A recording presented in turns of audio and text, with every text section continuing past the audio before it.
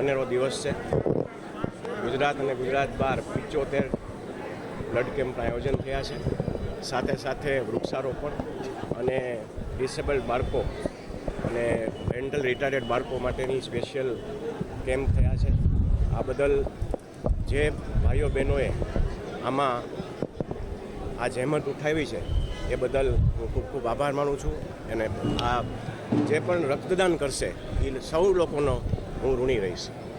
નરેશભાઈ, ખાસ સંકલ્પ આજના દિવસે વિચાર આવ્યો?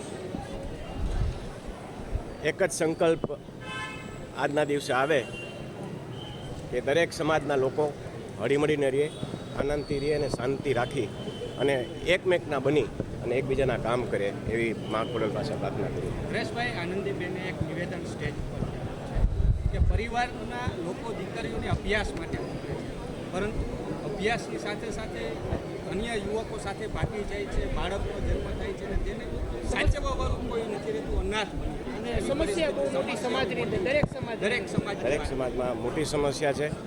આનું નિવારણ દરેક સમાજના આગેવાનોએ ભેગા થઈ અને એક કમિટી રચવી જોઈએ અને એમાં ખોડલધામને જ્યાં પણ ભાગરૂપ બનવું પડશે ત્યાં અમે પહેલ કરશું. અને આ મોટો વિષય છે, આ વિષયને ગમે એમ કરીને આપણે દબાવવું. એટલે દીકરીઓને સલાહ આપી? બિલકુલ દીકરીઓને તો વર્ષોથી અમે સલાહ આપી જ છીએ.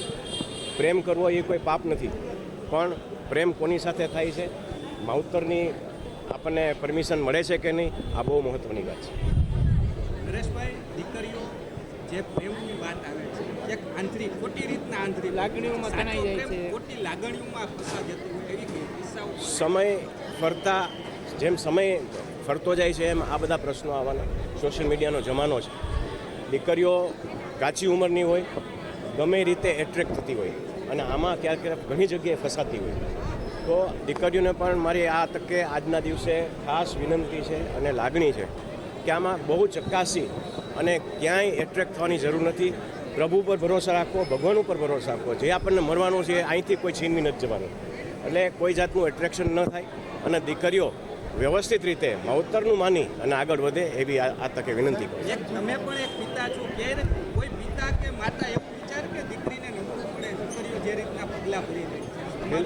બહુ દુઃખની વાત છે. જેની ઘરે દીકરી હોય ને ખબર હોય કે આ પરિસ્થિતિ જેની ઘરે પેદા થાય તો શું થઈ શકે.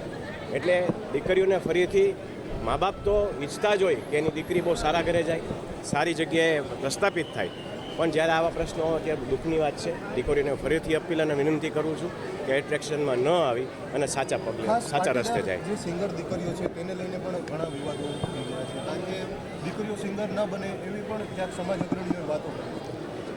સમાજ અને સોશિયલ મીડિયા ખૂબ મોટા થઈ ગયા છે. દરેક સમાજના આગેવાનો ઘણી બધી વાતો કરે છે. આપણે એક સમાજને લઈને આજે વાત ન કરી, પણ આ એક જે આપણે પ્રશ્ન કર્યો એ દરેક સમાજનો પ્રશ્ન છે. અને આ ફરીથી હું કહીશ કે દીકરીઓને પૂરેપૂરો અધિકાર છે બધું કરવાનો. સિંગર પણ બની શકે છે અને કોઈ પણ ક્ષેત્રે આગળ વધી શકે છે, પણ એને કેટલો એને હદમાં રહેવું એ એના માટે. એક સિંગર બન્યા પછી એક જવાબદારી હોતી, કારણ કે એ પ્રેરણા આપતી હોય છે. જો એવું જ કરે તો અન્ય દીકરીઓ પણ ક્યાંક. હું એવું માનીશ કે આ ભારત વર્ષની અંદર સૌથી મોટા ગાયિકા કોઈ હોય તો એ લતા મંગેશકર હતા. એ પણ એક દીકરી જ હતા એક જમાનામાં. લતા મંગેશકરને પ્રેરણા રાખી અને દીકરીઓને આગળ વધ્યું.